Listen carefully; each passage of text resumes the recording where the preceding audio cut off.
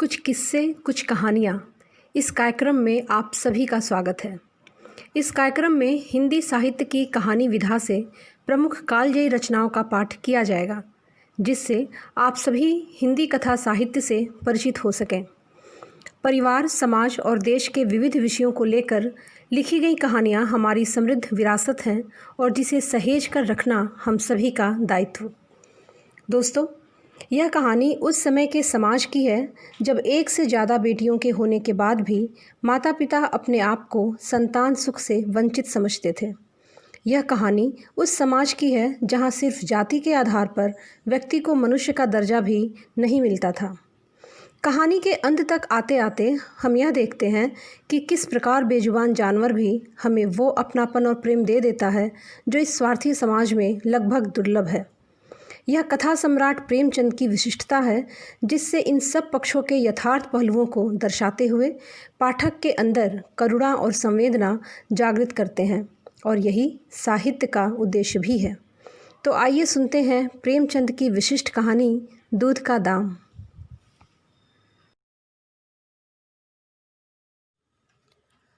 अब बड़े बड़े शहरों में दाइयाँ, नर्सें और लेडी डॉक्टर सभी पैदा हो गई हैं, लेकिन देहातों में जच्चे खानों पर अभी तक भंगिनों का ही प्रभुत्व है और निकट भविष्य में इसमें कोई तब्दीली होने की आशा नहीं। बाबू महेशनाथ अपने गांव के जमींदार थे, शिक्षित थे और जच्चे खानों में सुधार की आवश्यकता को मानते थे, लेकिन इसमें जो बाधाएं थीं उन पर कैसे विजय पाते। कोई नर्स देहात में जाने पर राजी ना हुई और बहुत कहने सुनने से राजी भी हुई तो इतनी लंबी चौड़ी फीस मांगी कि बाबू साहब को सिर झुकाकर चले आने के सिवा और कुछ नहीं सूझा। लेडी डॉक्टर के पास जाने की उन्हें हिम्मत न पड़ी। उसकी फ़ीस पूरी करने के लिए शायद बाबू साहब को अपनी आधी जायदाद बेचनी पड़ती। इसलिए जब 3 कन्याओं के बाद यह चौथा लड़का पैदा हुआ तो फिर वही गूदड़ था और वही गूदड़ की बहू। गूदड़ के घर में इस शुभ अवसर के लिए महीनों से तैयारी हो रही थी। भय था तो यही कि फिर बेटी ना हो जाए, नहीं तो वही बंधा हुआ 1 रुपया और 1 साड़ी मिलकर रह जाएगी। इस विषय में स्त्री पुरुष में कितनी ही बार झगड़ा हो चुका था, शर्त लग चुकी थी। स्त्री कहती थी, अगर अब की बेटा ना हुआ तो मुँह ना दिखाऊंगी। हाँ, मुँह ना दिखाऊं, सारे लक्षण बेटे के हैं। और गूदड़ कहता था, देख लेना बेटी ही होगी, बेटा निकले तो मूछें उड़ा लूँ। शायद गूदड़ समझता था कि इस तरह अपनी स्त्री में पुत्र कामना को बलवान करके वह बेटी की अवाई के लिए रास्ता साफ कर रहा है। भूंगी ने अंगूठा दिखाया और अपने 3 महीने के बालक को गूदड़ के सुपुर्द कर सिपाही के साथ चल खड़ी हुई। गूदड़ ने पुकारा, अरे सुन तो, कहाँ भागी जाती है, मुझे भी बधाई बजाने जाना पड़ेगा, इसे कौन संभालेगा। भूंगी ने दूर से ही कहा, इसे वहीं धरती पर सुला देना, मैं आके दूध पिला जाऊंगी। महेशनाथ के यहाँ अब भूंगी की खूब खातिरदारियाँ होने लगीं। सवेरे हरीरा मिलता, दोपहर को पूरियाँ और हलवा, तीसरे पहर को फिर और रात को फिर, और गूदड़ को भी भरपूर परोसा मिलता था। भूंगी अपने बच्चे को दिन रात में 1-2 बार से ज़्यादा दूध नहीं पिला सकती थी, उसके लिए ऊपर के दूध का प्रबंध था। भूंगी का दूध बाबू साहब का भाग्यवान बालक पीता था और यह सिलसिला 12वें दिन भी न बंद हुआ। मालकिन मोटी ताजी देवी थी, पर अब की कुछ ऐसा संयोग हुआ कि उन्हें दूध हुआ ही नहीं। तीनों लड़कियों की बार इतने इफरात से दूध होता था कि लड़कियों को बदहजमी हो जाती, और अब की 1 बूंद नहीं। भूंगी दाई भी थी और दूध पिलाई भी। मालकिन कहती, भूंगी हमारे बच्चे को पाल दे, फिर जब तक तू जिए बैठी खाती रहना, 5 बीघे माफ़ी दिलवा दूंगी, नाती पोते तक चैन करेंगे। और भूंगी का लाडला ऊपर का दूध हजम न कर सकने के कारण बार बार उल्टी करता और दिन दिन दुबला होता जाता। भूंगी कहती, बहू जी मूंडन में चूड़े लूँगी, कह देती हूँ। बहू जी उत्तर देती, हाँ चूड़े लेना भाई, धमकाती क्यों है, चांदी के लेगी या सोने के। वाह बहू जी, चांदी के चूड़े पहन के किसे मुँह दिखाऊंगी और किसकी हंसी होगी। अच्छा सोने के लेना भाई, कह तो दिया। और ब्याह में कंठा लूँगी और चौधरी के लिए हाथों के तोड़े। वह भी लेना, भगवान वह दिन तो दिखाए। घर में मालकिन के बाद भूंगी का राज्य था। महरियाँ, महराजिन, नौकर चाकर सब उसका रौब मानते थे। यहाँ तक कि खुद बहू जी भी उससे दब जाती थीं। एक बार तो उसने महेशनाथ को भी डांटा था, वो हंसकर टाल गए। भूंगी का शासनकाल साल भर से आगे न चल सका। मोटेराम शास्त्री तो प्रायश्चित का प्रस्ताव कर बैठे। दूध तो छुड़ा दिया गया, लेकिन प्रायश्चित की बात हंसी में उड़ गई। महेशनाथ ने फटकार कर कहा, प्रायश्चित की खूब कही शास्त्री जी, कल तक उसी भंगिन का खून पीकर बला, अब उसमें छूत घुस गई। वाह रे आपका धर्म। शास्त्री जी शिखा फटकार कर बोले, यह सत्य है, वह कल तक भंगिन का रक्त पीकर पला, मांस खाकर पला, यह भी सत्य है। लेकिन कल की बात कल थी, आज की बात आज। जगन्नाथपुरी में तो छूत अछूत सब एक पंगत में खाते हैं, पर यहाँ तो नहीं खा सकते। बीमारी में तो हम भी कपड़े पहने खा लेते हैं, खिचड़ी तक खा लेते हैं बाबूजी, लेकिन अच्छे हो जाने पर नेम का पालन करना ही पड़ता है। तो इसका यह अर्थ है कि धर्म बदलता रहता है, कभी कुछ कभी कुछ। और क्या, राजा का धर्म अलग, प्रजा का धर्म अलग, अमीर का धर्म अलग, गरीब का अलग। राजे महाराजे जो चाहे खाएं, जिसके साथ खाएं, जिसके साथ शादी ब्याह करें, उनके लिए कोई बंधन नहीं। समर्थ पुरुष हैं, बंधन तो मध्य वालों के लिए है। प्रायश्चित तो न हुआ, लेकिन भूंगी को गद्दी से उतरना पड़ा। हाँ, दान दक्षिणा इतनी मिली कि वह अकेले ले ना जा सकी, और सोने के चूड़े भी मिले। एक की जगह 2 नई सुंदर साड़ियाँ, मामूली नैनसुख की नहीं, जैसी लड़कियों की बार मिली थी। और इसी साल प्लेग ने जोर बांधा, गूंदड़ पहले ही लपेट में आ गया। भूंगी अकेली रह गई, पर गृहस्थी ज्यों की त्यों चलती रही। यहाँ तक कि 5 साल बीत गए और उसका बालक मंगल दुर्बल और सदा रोगी रहने पर भी दौड़ने लगा। सुरेश के सामने पिद्दी सा लगता था। एक दिन भूंगी महेशनाथ के घर का परनाला साफ कर रही थी। पूरा दाहिना हाथ परनाले के अंदर था कि एकाएक उसने चिल्लाकर हाथ बाहर निकाल लिया, और उसी वक्त एक काला सांप परनाले से निकलकर भागा। लोगों ने दौड़कर उसे मार तो डाला, लेकिन भूंगी को न बचा सके। समझे पानी का सांप है, विषैला ना होगा, इसलिए पहले कुछ गफलत की गई। जब विष देह में फैल गया और लहरें आने लगीं, तब पता चला कि वह पानी का सांप नहीं, गेहुवन था। मंगल अब अनाथ था। दिन भर महेश बाबू के द्वार पर मंडलाया करता। घर में जूठन इतना बचता था कि ऐसे ऐसे 10-5 बालक पल सकते थे। खाने की कोई कमी न थी। हाँ, उसे तब बुरा ज़रूर लगता था जब उसे मिट्टी के सकोरों में ऊपर से खाना दिया जाता था। सब लोग अच्छे अच्छे बर्तनों में खाते हैं और उसके लिए मिट्टी के सकोरे। उसे इस भेदभाव का बिल्कुल ज्ञान न था, लेकिन गांव के लड़के चिढ़ा चिढ़ा कर उसका अपमान करते। कोई उसे अपने साथ खिलाता भी न था। यहाँ तक कि जिस टाट पर वह सोता था वह भी अछूत था। मकान के सामने एक नीम का पेड़ था और इसके नीचे मंगल का डेरा था। एक फटा सा टाट का टुकड़ा, 2 मिट्टी के सकोरे और एक धोती जो सुरेश बाबू की उतारन थी। जाड़ा, गर्मी, बरसात और हर एक मौसम में वह जगह एक सी आरामदेह थी। और भाग्य का बली मंगल झुलसती हुई लू, गलते हुए जाड़े और मूसलाधार वर्षा में भी जिंदा और पहले से कहीं स्वस्थ था। बस उसका कोई अपना था तो गांव का एक कुत्ता, जो अपने सहवर्गियों के जुल्म से दुखी होकर मंगल की शरण में आ पड़ा था। दोनों एक ही खाना खाते, एक ही टाट पर सोते। तबीयत भी दोनों एक सी थी और दोनों एक दूसरे के स्वभाव को जान गए थे। आपस में कभी झगड़ा न होता। गांव के धर्मात्मा लोग बाबू साहब की इस उदारता पर आश्चर्य करते। ठीक द्वार के सामने 50 हाथ भी न होगा, मंगल का पड़ा रहना उन्हें 16 आने धर्म विरुद्ध जान पड़ता। छी, यही हाल रहा तो थोड़े ही दिनों में धर्म का अंत समझो। भंगी को भी भगवान ने रचा है, हम जानते हैं। उसके साथ हमें किसी तरह का अन्याय नहीं करना चाहिए, किसे नहीं मालूम। भगवान का तो नाम ही पतित पावन है, लेकिन समाज की मर्यादा भी कोई वस्तु है। उस द्वार पर जाते हुए संकोच होता है। गांव के मालिक हैं, जाना ही पड़ता है, लेकिन बस यही समझ लो कि घृणा होती है। मंगल और टॉमी में गहरी छनती थी। मंगल कहता, देखो भाई टॉमी, जरा और खिसक कर सो, आखिर मैं कहाँ लेटूं, सारा टाट तो तुमने घेर लिया। टॉमी कूं कूं करता, दुम हिलाता और खिसक जाने के बदले और ऊपर चढ़ाता। मंगल का मुंह चाटने लगता। शाम को वह एक बार रोज अपना घर देखने और थोड़ी देर रोने जाता। पहले साल फूस का छप्पर गिर पड़ा, दूसरे साल एक दीवार गिरी और अब केवल आधी आधी दीवारें खड़ी थीं। यहीं उसे स्नेह की संपत्ति मिली थी।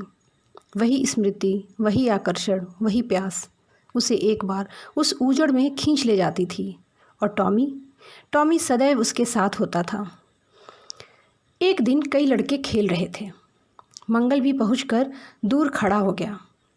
या तो सुरेश को उस पर दया आई या खेलने वालों की जोड़ी पूरी ना पड़ती थी, कह नहीं सकते। जो कुछ भी हो, उसने तजवीज़ की कि आज मंगल को भी खेल में शरीक कर लिया जाए। यहाँ कौन देखने आता है? सुरेश ने पूछा।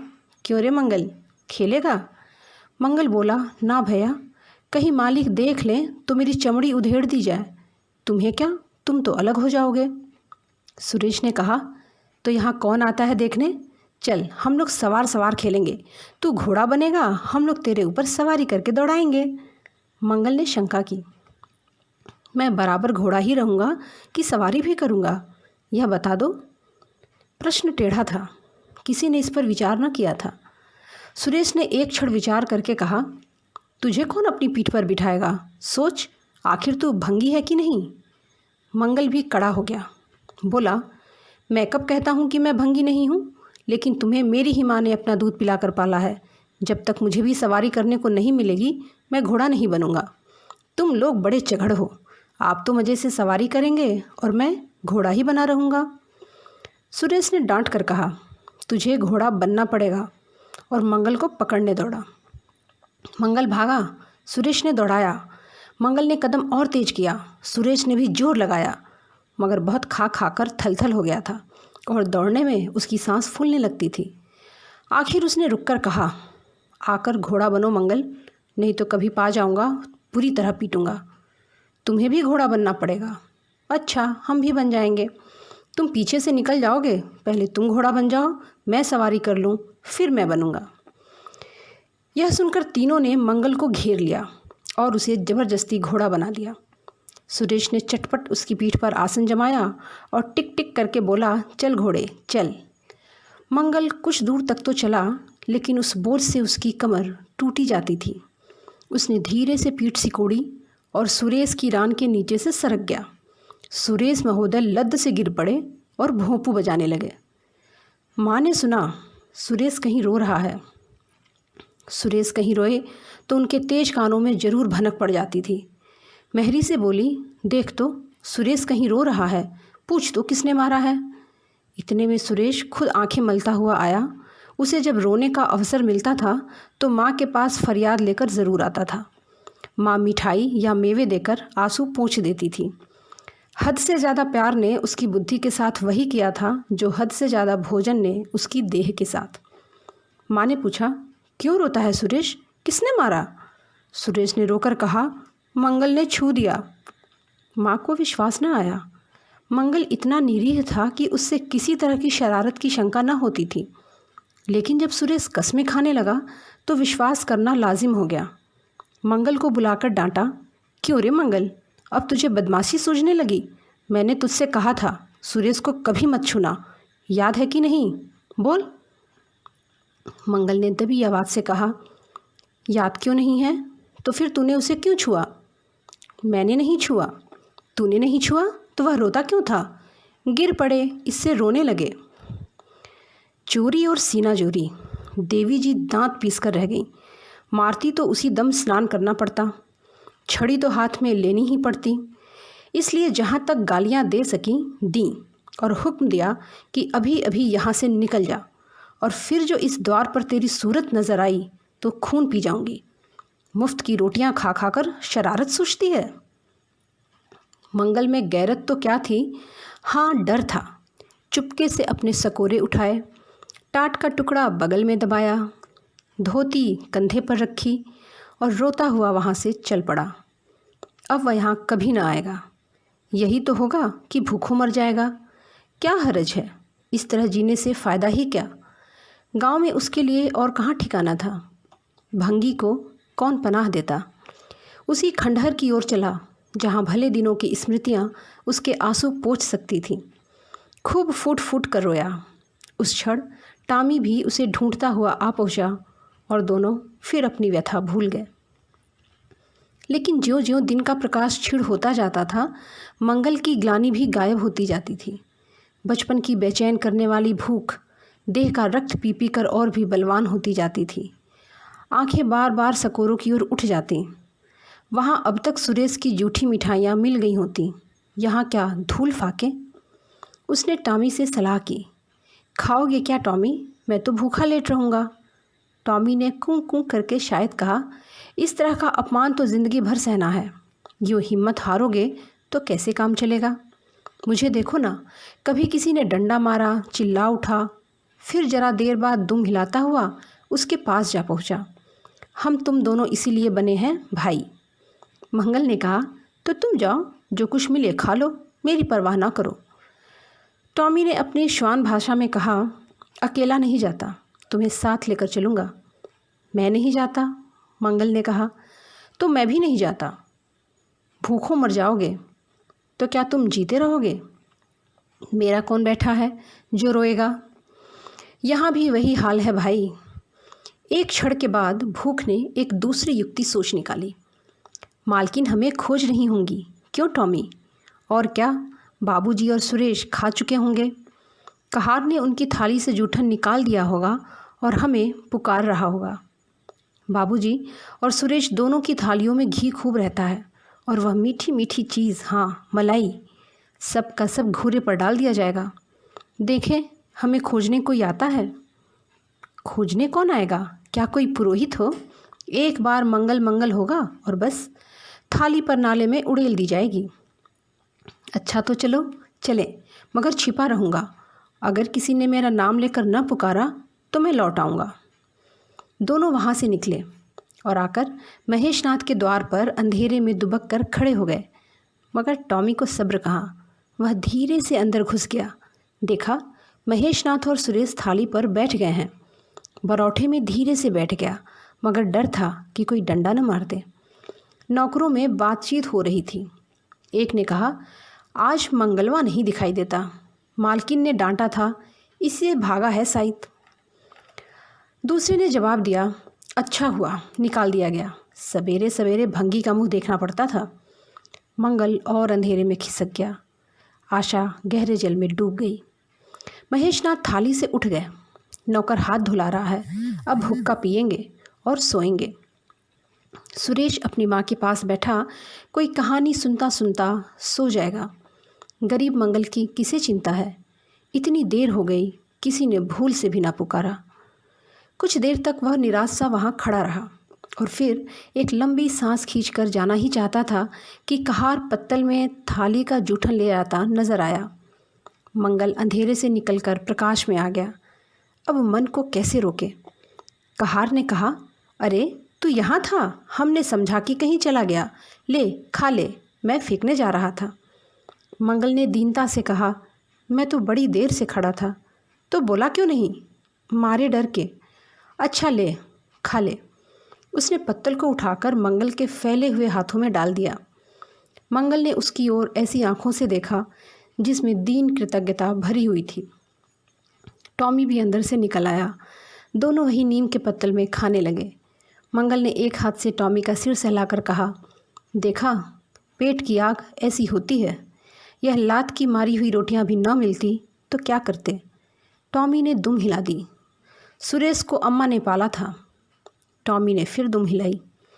लोग कहते हैं दूध का दाम कोई नहीं चुका सकता, और मुझे दूध का यह दाम मिल रहा है।